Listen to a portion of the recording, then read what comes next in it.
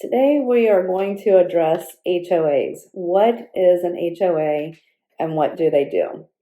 So when you buy a home that has an HOA, which is a homeowners association fee, that homeowners association is in charge of enforcing, let's say, code.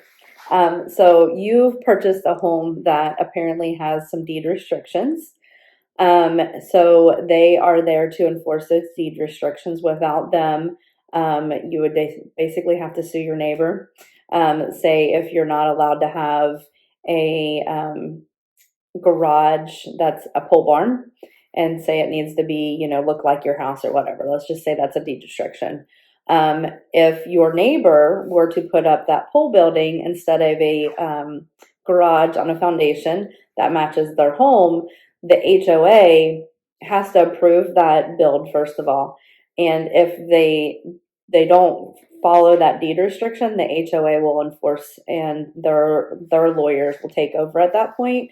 If there was no HOA in place and just a deed restriction, where you find this a lot of times, there's deed restrictions for like manufactured homes, and certain size homes have to be built in a certain neighborhood, that type of thing. Those deed restrictions, if there's no HOA involved, there's no one to uphold them except for the neighbors. So the neighbors in that community would have to then get a lawyer and pursue getting that stopped. So an HOA is there to protect you. If you are purchasing an HOA neighborhood, just be reassured that that's what they're there for. They, kind of get a bad rap as the land police, and I don't want to live somewhere where an HOA is telling me what to do with my property. But when you purchase that property, those restrictions were in place. So you definitely want to double check and make sure when you're purchasing a property to read over the HOA requirements, because if you don't agree with those HOA requirements, then it's not the house for you, and then you continue to keep looking. But that's what an HOA is there for. If you live in a condo or a townhouse, the HOA, does more. They maintain the exterior of the building and that kind of thing. So you pay for something a little bit more there. So it's a little bit different when you have a standalone home and when you're attached to another building. But again, the HOA can cover many things.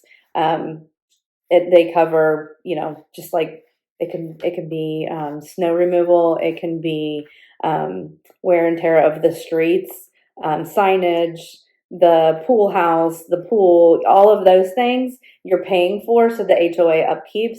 But the main thing that I kind of wanted to touch base on is with those deed restrictions, and certain types of homes have to be built and that type of thing. Those are the things you definitely want to check into, to make sure that you're not getting yourself into something that you really don't want to be in.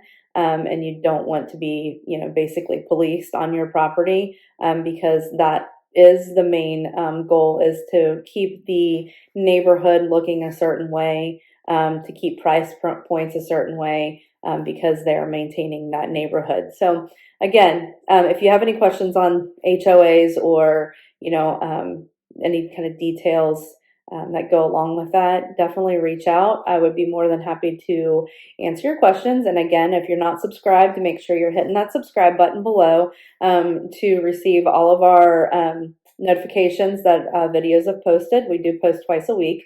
So we try to get out as much helpful information as possible.